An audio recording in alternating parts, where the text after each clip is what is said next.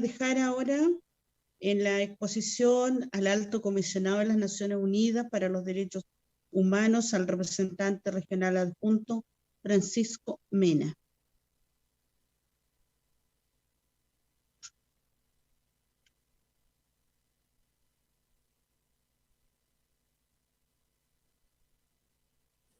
Buenas tardes, estoy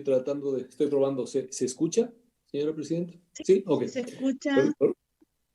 Perdón, tuve que utilizar un iPad que es de mi hija, por eso aparece el nombre de Mónica, ¿no? Pero gracias De acuerdo. Mena, muchas gracias, Javier Mena. Bueno, primero, muy buenas tardes a todas y a todos y por su intermedio, señora Presidenta de esta comisión. Me gustaría saludar, por supuesto, a los diputados y a las diputadas que componen esta comisión y a todas las personas que están participando en esta importante reunión. Pues a nombre de la Oficina de la Alta Comisionada para los Derechos Humanos, a la cual tengo el honor de representar, vengo acá para presentar nuestra posición en esta sesión sobre el tema de reparación, sobre el tema de garantías de no repetición. Y me gustaría saludar especialmente a quienes han organizado y motivadores de esta sesión, particularmente al Comando Unitario de Exprisioneros Políticos y Familiares. Es que esta organización, así como también otras agrupaciones de víctimas de violaciones de derechos humanos, son las que impulsan de manera permanente el recuerdo, la discusión, el diálogo sobre la necesidad de la importancia de la reparación de las graves violaciones de derechos humanos, así como las garantías de no repetición. Y también me permito saludar muy afectuosamente a Fabián Savioli, relator especial sobre la promoción de la verdad, la justicia, la reparación y las garantías de no repetición. Quería mencionar que él dijo que hace 30 años estuvo acá y yo también estuve hace 30 años en el mismo periodo. Así que es una feliz coincidencia que nos tuvimos acá en el año 88 y por la misma razón. Y también agradecer al relator su permanente disposición para participar en este tipo de instancias que son de mucha importancia para nivel nacional, en este caso de Chile, pero a nivel regional. Yo me incorporé un poquito tarde porque venía de otra reunión, entonces me imagino que ya lo habrá adelantado el relator, que pues las reparaciones desempeñan un papel especialmente importante en una política general para enfrentar episodios donde se han cometido graves violaciones de derechos humanos, pues con frecuencia la reparación es el único pilar de la justicia transicional orientado de forma inmediata, directa y específica a las víctimas de las violaciones y a sus familiares. Antes de entrar al tema que nos convoca a esta sesión y sin ánimo de ser reiterativo de las presentaciones precedentes, aunque no tuve el gusto de escuchar la primera de Jaide, me gustaría recordar rápidamente ciertas nociones generales y particulares sobre el origen de la obligación de reparar. En el ámbito más general del derecho internacional de los derechos humanos,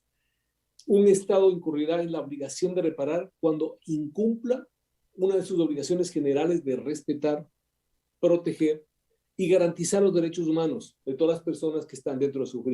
jurisdicción y que han sido contraídas voluntariamente en virtud de la ratificación de los distintos tratados internacionales sobre la materia. Por lo tanto, ese incumplimiento, que puede ser consecuencia generalmente de una acción o de una omisión de agentes del Estado, le concibe la responsabilidad del Estado y, por lo tanto, la obligación de reparar el daño o los perjuicios ocasionados. En particular, la obligación de reparación encuentra sus cimientos en el derecho de las víctimas a obtener un recurso efectivo.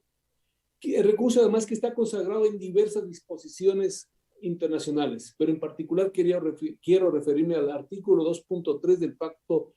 Internacional de Derechos Civiles y Políticos, porque el contenido del derecho a un recurso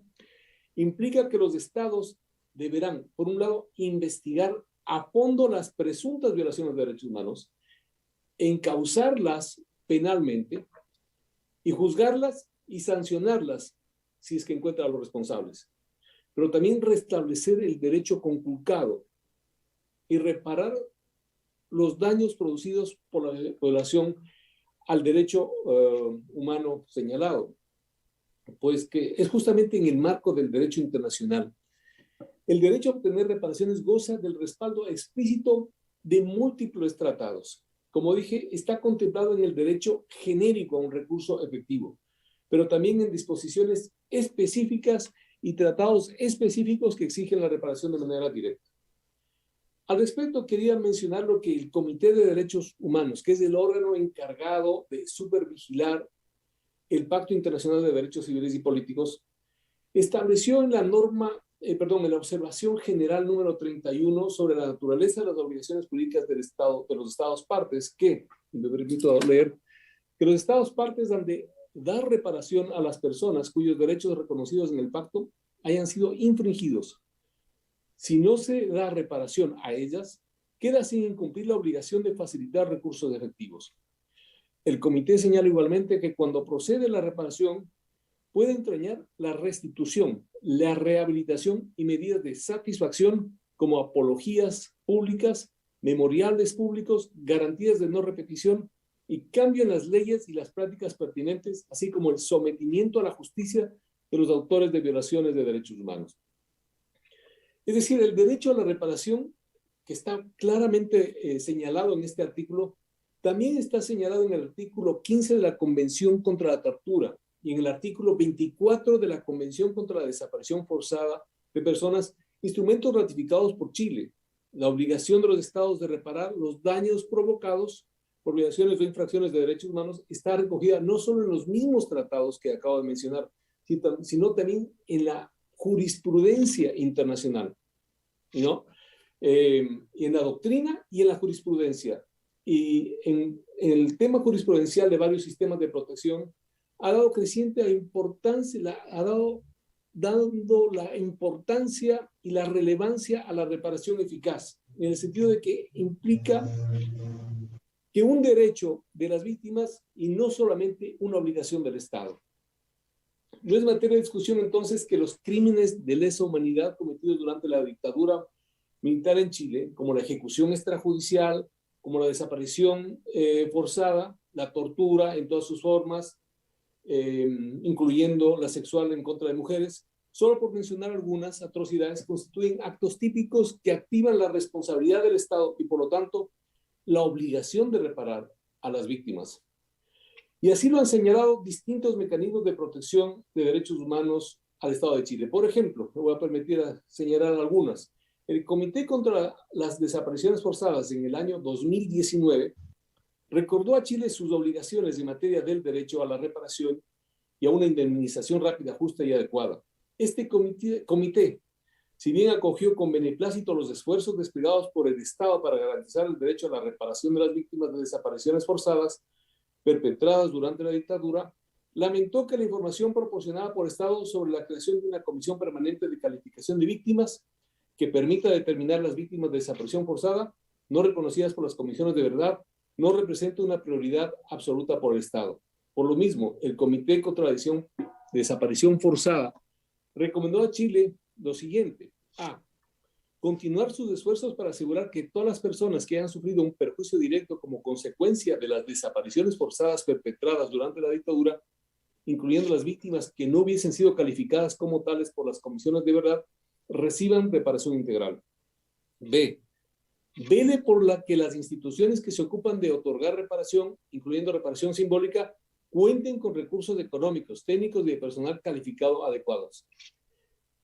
En igual sentido, el Comité contra la Tortura, en su informe periódico a Chile del año 2018, observó con preocupación que a pesar de las reiteradas solicitudes que se le han remitido por parte del mismo comité, el Estado parte no ha presentado información detallada sobre las medidas de reparación e indemnización, incluidos los medios de rehabilitación decretadas por los tribunales aplicadas en beneficio de las víctimas de tortura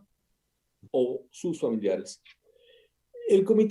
Al comité también le preocupó que respecto del programa de reparación y atención integral en salud, PRAIS, los informes que recibió demuestran falta de recursos suficientes para su funcionamiento, excesiva rotación, falta de formación del personal y la necesidad de mejorar y ampliar los servicios y prestaciones en vista del paulatino envejecimiento de las personas que utilizan el programa. En este informe, el Comité contra la Tortura recordó al Estado su observación general, en su observación general número 3 del 2012,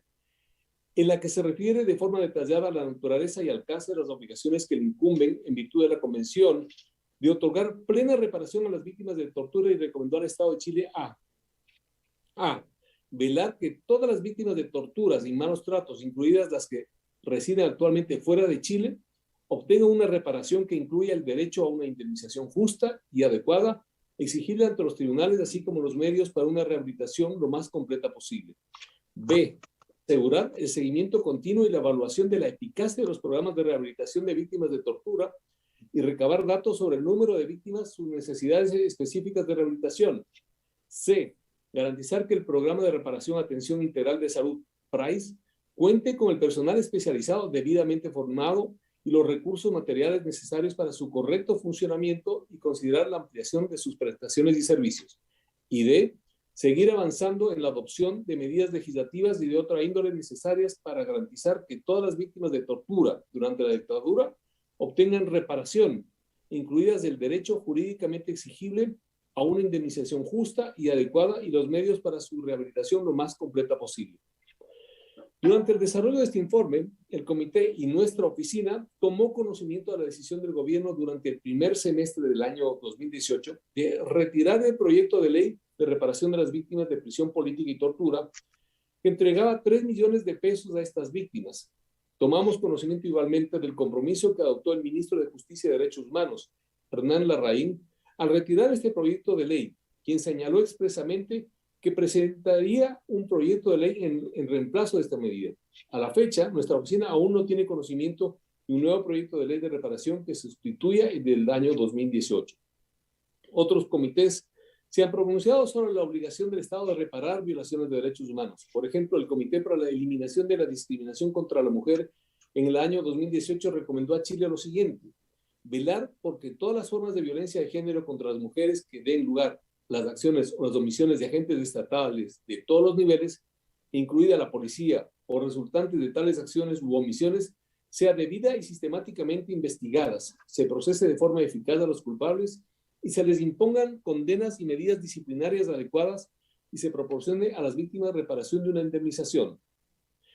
También lo hizo el Comité de Derechos Humanos en el 2014 al reconocer la importancia de garantías de no repetición, y señaló que el Estado debe redoblar sus esfuerzos para prevenir y eliminar la tortura y los malos tratos,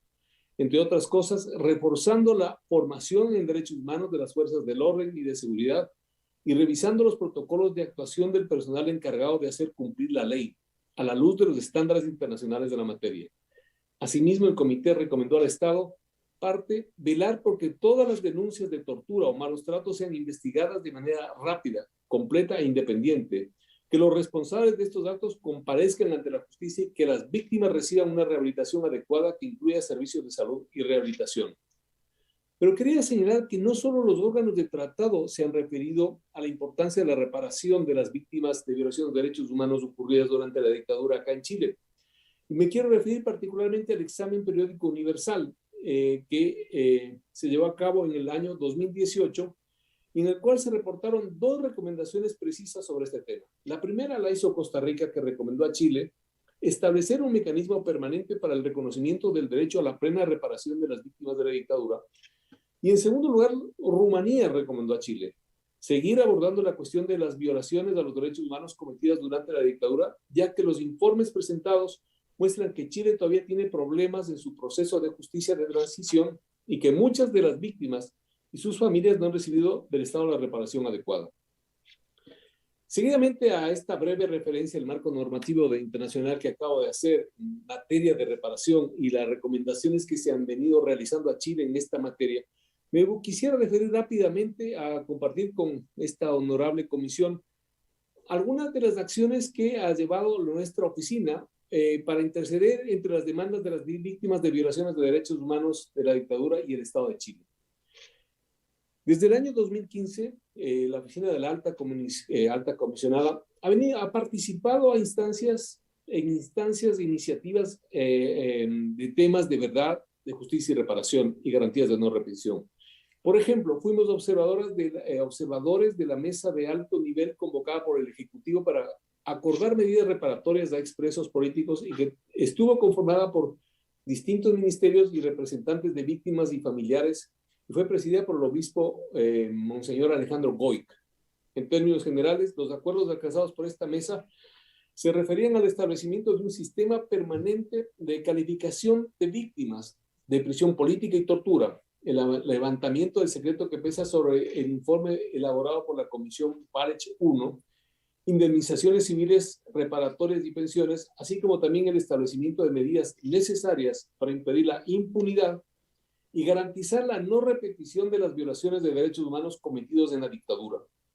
Igualmente,